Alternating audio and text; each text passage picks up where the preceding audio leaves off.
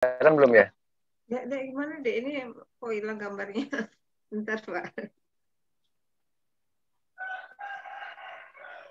Ini. Mungkin kalau misalkan belum kelihatan lagi ini lagi loading paling. Udah kelihatan, Ustaz. Nggak kelihatan? Nggak kelihatan nih Bu Enda. Sharing session 1 tulisannya ya? Iya betul Bu. Ya, ya. Betul. Jadi saya ini mungkin sekilas saja sebentar aja. Jadi yang pertama itu konsep mungkin tadi udah disebut sama Bu Enda ya, ada konsep di marketing. Memang istilah di kita itu memang biasanya kita sebut atau kita singkat menjadi AISAS. AISAS itu kepanjangan, jadi A itu attention, I-nya itu interest, S-nya itu search, A itu action, baru S-nya itu share. Jadi attention, jadi ini menarik perhatian customer atau donatur. Kalau di dunia offline itu dikenal dengan cara beriklan. Ada istilahnya, ada istilah BTL atau ATL, above the land, below the land. Jadi ini mungkin marketing banget nih. Nah, di dunia online beriklannya dengan cara yang berbeda, website yang unik dan berada di page one Google ya, dan menggunakan visual post di media sosial. Jadi memang langkah pertama attention dulu, perhatian. Jadi kita nyari perhatian. Dan ini mungkin nggak semuanya kita dapatkan dari orang-orang yang kita share. Nah, ini udah kita paham semua. Nah, ketika orang udah atensinya bisa kita dapatkan, baru interest kan. Nah, interest ini melakukan komunikasi yang tepat. Nah, dengan calon donatur. Maka di sini peran copywriting yang menarik sangat penting. Baru orang itu akan search. Jadi bisa jadi Bu, ketika Bu Enda tadi nge-share, belum direspon, mereka itu share melakukan poin yang ketiga yaitu search. Mencari dulu nih, ini apaan Bu Enda yang share nih? Siapa sih yang bikin? Oh, BWA, apa sih BWA itu? Nah, mungkin seperti itu dulu tuh. Jadi belum respon dulu gitu kan. Jadi sebelum memutuskan membantu, maka di era digital saat ini itu para calon donatur itu biasanya melakukan searching dulu nih.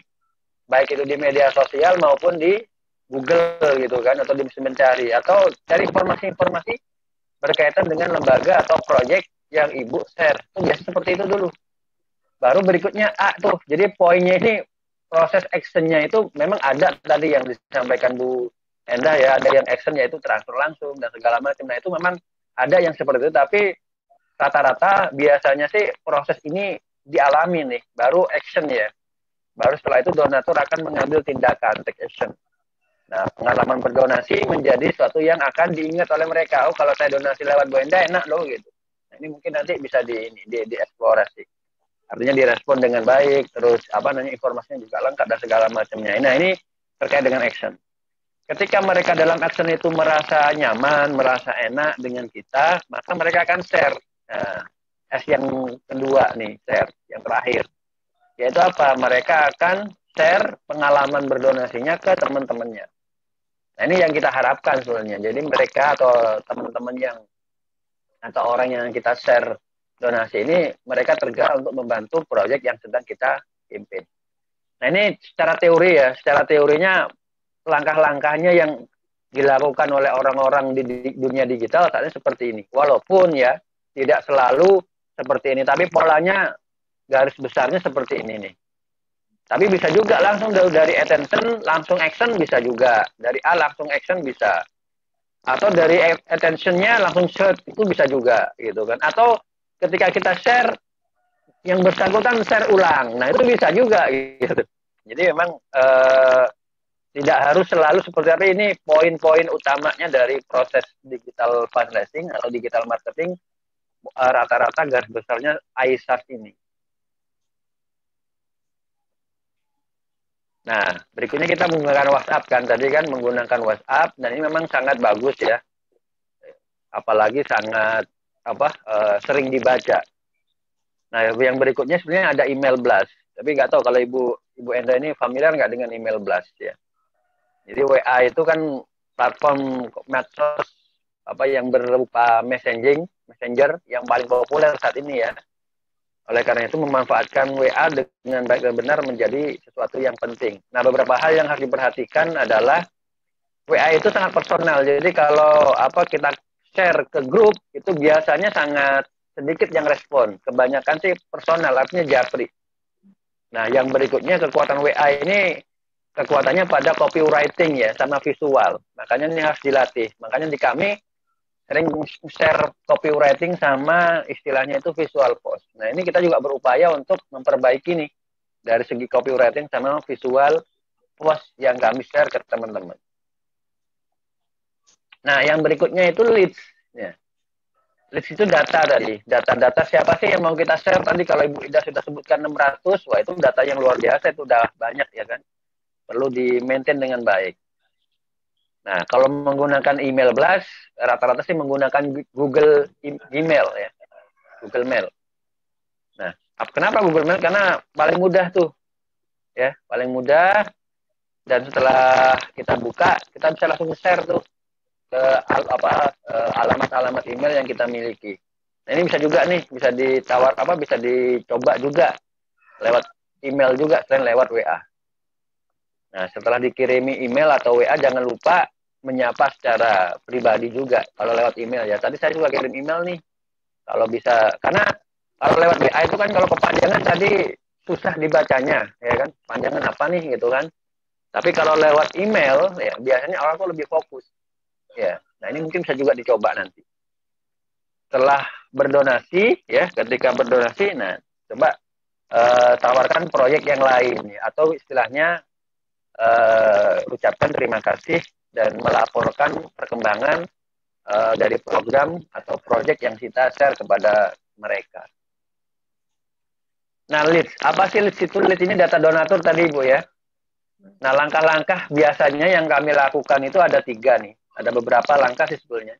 Jadi yang pertama itu dibagi berdasarkan komunitasnya atau dari mana kita dapatkan di situ. Apakah data pengajian atau grup apa, data alumni SMAK atau alumni SD, alumni SMP atau alumni kuliah, keluarga besarkah atau tetangga dan segala macam. Nah, ini kita kumpulin. Oh, siapa saja nih bisa gitu kan. Terus susun list berdasarkan komunitasnya. Baru dibuat 3 atau 4 lapis. Maksudnya 3 atau 4 lapis itu misalkan pengajian ada 100 orang nih. Nah, itu kita bagi jadi 3 atau jadi 4 gitu. Jadi nggak langsung kita share karena biasanya kita nggak bisa evaluasi nih siapa yang baca, siapa yang enggak gitu kan karena kebanyakan data. Tapi kalau kita bagi-bagi atau kita pecah data tersebut, evaluasi kita enak. Dan biasanya fungsi dari kita pecah ini biar tidak sering kita share konten gitu. Karena biasanya orang risih juga sih.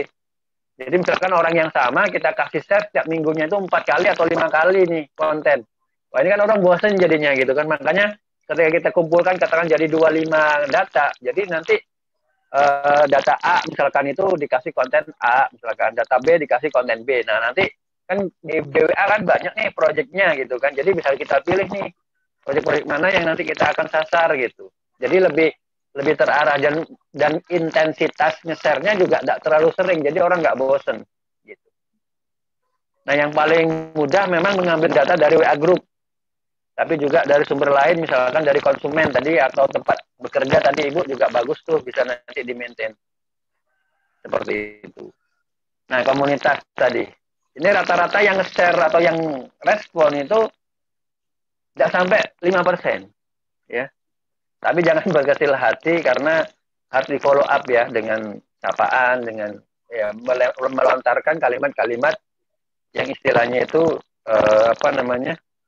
bertanya atau ajakan. Nanti kalau respon baru kita follow up secara personal, secara japri. Nah, gunakan copywriting yang agak berbeda di postingan komunitas. Misalkan sapaan yang biasanya apa yang nyaman di komunitas atau di grup-grup yang kita ikuti. Apakah yang terhormat, atau teman, atau sahabat, atau bro ya. Kalau anak-anak muda sekarang kan istilah itu sangat sering dipakai. Sis, bro. Kalau yang terhormat ini sangat ini ya. Gaya-gaya lama ya. Nggak tahu apakah masih dipakai apa enggak. Tapi ya ini harus diperhatikan. Nah, ini data prospeknya, Bu. Jadi dibuat ini ya, ring-ring tadi itu. Jadi misalkan namanya, alamat emailnya, nomor HP-nya. Nah, kita nge-share-nya lewat apa nih? Lewat WA, apa lewat SMS, apa lewat email. Nah, ditulis tuh responnya. Kalau tadi Ibu, ya terima kasih, nggak apa-apa. Nanti minggu depan atau bulan depan dikasih lagi itu. Karena justru kalau yang respon itu justru ada perhatian. Mungkin lagi sibuk, mungkin lagi ada kerjaan sehingga nggak ini ya, nggak fokus untuk membalas atau merespon apa yang kita sampaikan. Tapi dengan direspon itu sudah bagus, satu langkah yang bagus daripada tidak dibalas sama sekali gitu maksud saya. Jadi ini sudah langkah yang bagus menurut saya. Nah, take action. Nah, susun lead dengan baik tadi. Ada formnya nanti bisa saya share untuk misalkan kalau kalian mau mau dipakai. Terus satu form untuk satu komunitas tadi. Terus dibuat 3 sampai 4 lapis. Nah, lengkapi dengan data email kalau ada. Kalau nggak ada ya misalkan nama aja, nama WA udah. Gitu aja nggak apa-apa. Terus kirim lewat WA ya, pesan dan segala macam tadi. Nah, jangan lupa masukkan link website. Ya. Maksudnya link website di website itu ibu-ibu kan punya linknya masing-masing tuh.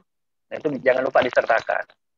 Nah, bila ada respon dan pertanyaan jawab dengan baik. Nah, kalau misalkan ada pertanyaan ibu nggak paham atau teman-teman nggak paham, bisa langsung tanya ke teman-teman